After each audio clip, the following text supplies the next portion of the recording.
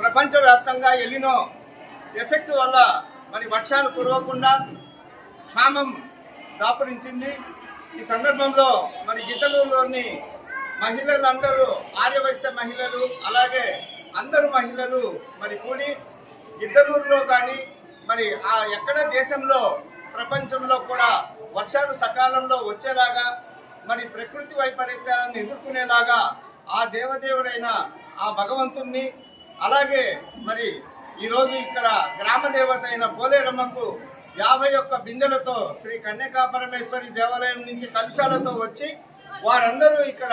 సామూహికంగా అమ్మవారికి 51 బిందెలతో అభిషేకం చేయడము, వారందరి కోరికలు మరి తీర్చి ఆ తల్లి అనుగ్రహము, ఆ శివయ్య అనుగ్రహంతో మరి సకాలంలో వర్షాలు పడి మరి ప్రపంచం అంతా చల్లగా ఉంటే మరి బాగుంటుందనే ఉద్దేశంతో ఎక్కడ కూడా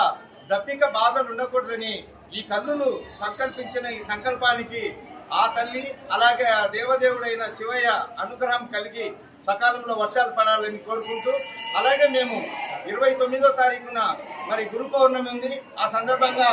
మా యొక్క సాయిబాబా భక్త మండలితో మేము గ్రామంలో మరి భిక్షకు చేస్తా ఉన్నాము. ఆ రోజు కనీసం ఒక 6 నుంచి 10,000 మందికి అన్నదానం జరిగేలాగా ఇక్కడ